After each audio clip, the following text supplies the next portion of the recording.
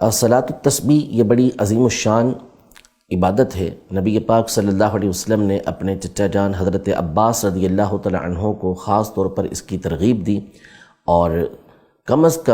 کم زندگی میں ایک مرتبہ پڑھنے کا تو ارشاد فرمایا کہ ویسے تو بندہ چاہے ہونا یہ چاہیے کہ روز پڑھ لے، ہفتے میں ایک مرتبہ پڑھ لے، مہینے میں پڑھ لے، سال میں ایک مرتبہ پڑھ لے، ورنہ کم از کم زندگی میں ایک مرتبہ پڑھ لے تو اس سے اللہ پاک ظاہری باطنی بڑے چھوٹے گناہوں کو معاف فرما دیتا ہے۔ یہ فضیلتیں حدیث پاک کے اندر آئی ہیں۔ اس کا طریقہ کار یہ ہے کہ بنیادی اعتبار سے اس میں جو چیز زائد ہے وہ یہ ہے کہ ایک تسبیح ہے سبحان اللہ والحمد للہ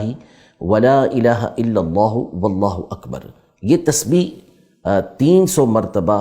پڑھنی ہے۔ اس کا طریقہ کار یہ ہوتا ہے، نفل صلاۃ التسبیح کی نیت کر کے جب اللہ اکبر کہیں گے تو پہلی رکعت کے اندر ثنا پڑھنی ہوتی ہے، تو ثنا پڑھنے کے بعد 15 مرتبہ یہ تسبیح پڑھنی ہے سبحان اللہ والحمد للہ ولا الہ الا اللہ واللہ اکبر۔ اب اگر آپ اکیلے نماز پڑھ لیں تو اعوذ باللہ بسم اللہ، پھر اس کے بعد سورۃ الفاتحہ اور سورت ملائیں گے، پھر اس کے بعد 10 مرتبہ یہی تسبیح پڑھنی ہے۔ اور اگر امام کے پیچھے آپ نماز پڑھ لیں تو پھر امام صاحب قرات کریں گے اور آپ نے توجہ سے سننا ہے، اور جب امام صاحب قرات مکمل کر لیں گے تو 10 مرتبہ یہی تسبیح پڑھیں گے، پھر رکوع میں جائیں گے، رکوع کی تسبیح پڑھنے کے بعد 10 مرتبہ یہی تسبیح پڑھنی ہے، پھر قومے میں کھڑے ہوں گے تو اس میں بھی 10 مرتبہ یہ تسبیح پڑھیں گے، پھر سجدے میں جائیں گے، سجدے کی تسبیح ادا کرنے کے بعد 10 مرتبہ یہ تسبیح پڑھنی ہے۔ سجدے کے 2 سجدوں کے درمیان جو بیٹھتے ہیں جسے جلسہ کہا جاتا ہے،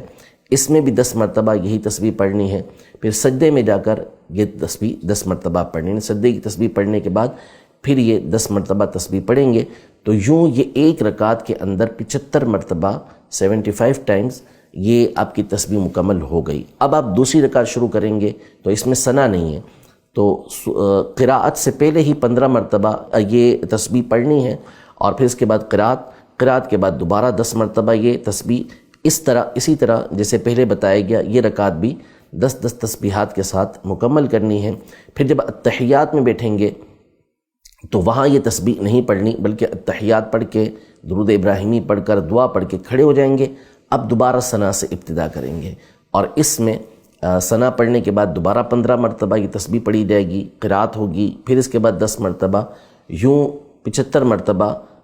تیسری رکعت کے اندر بھی اسے پورا کیا جائے گا۔ چوتھی رکعت میں بھی قراءت سے پہلے 15 مرتبہ، قراءت کے بعد 10 مرتبہ، رکوع میں 10 مرتبہ،